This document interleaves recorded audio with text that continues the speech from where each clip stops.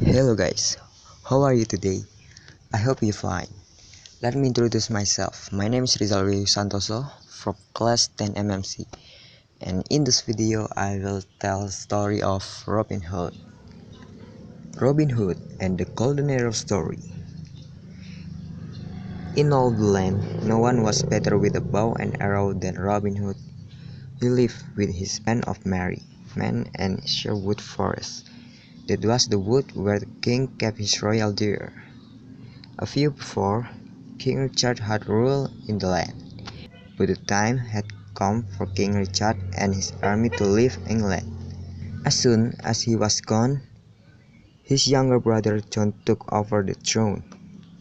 But King John did not want anyone to come into Sherwood Forest to hunt the royal deer.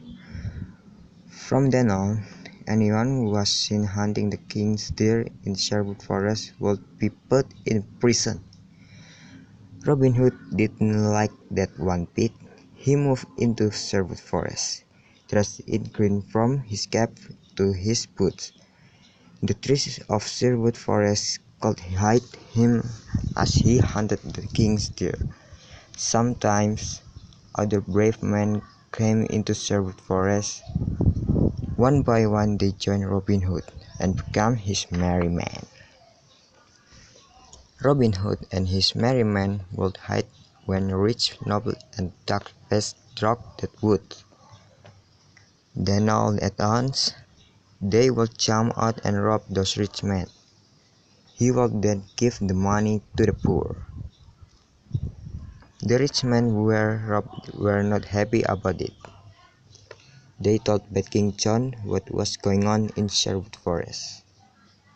"Something must be done about this," they said. The king put the sheriff of Nottingham in charge of Sherwood Forest. It will be his job to catch Robin Hood, once and for all.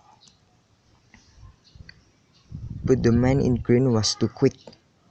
His merry men would warn him each time they saw the sheriff of Nottingham or one of his guard in the wood. So the sheriff came up with a new plan. "I will call for a great contest," he said.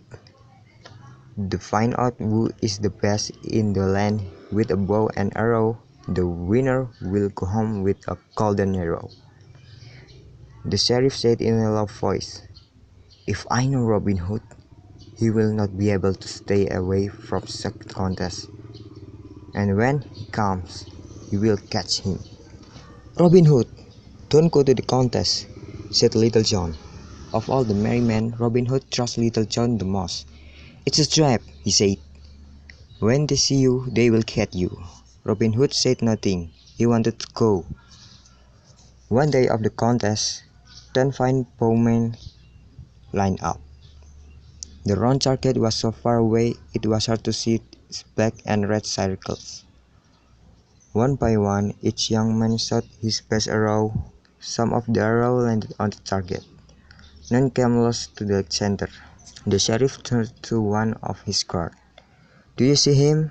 Is he here?" "No, sir. Robin Hood has red hair." "None of the one who are shooting has red hair." "That whim," said the sheriff. "He fears me. That is why he stay away." Two bowmen were left. The first was William, the sheriff's man. With care, William took aim. Then the man in green pulled off his disguise and threw it on the ground. "Get him, you fools!" shouted the sheriff. "It's Robin Hood!" But our hero jumped off the wall and horse waiting for him. He was gone. He had escaped. This tells one of the many adventures of Robin Hood, the most loved hero in all of England, and one of the most loved heroes in the world. The end.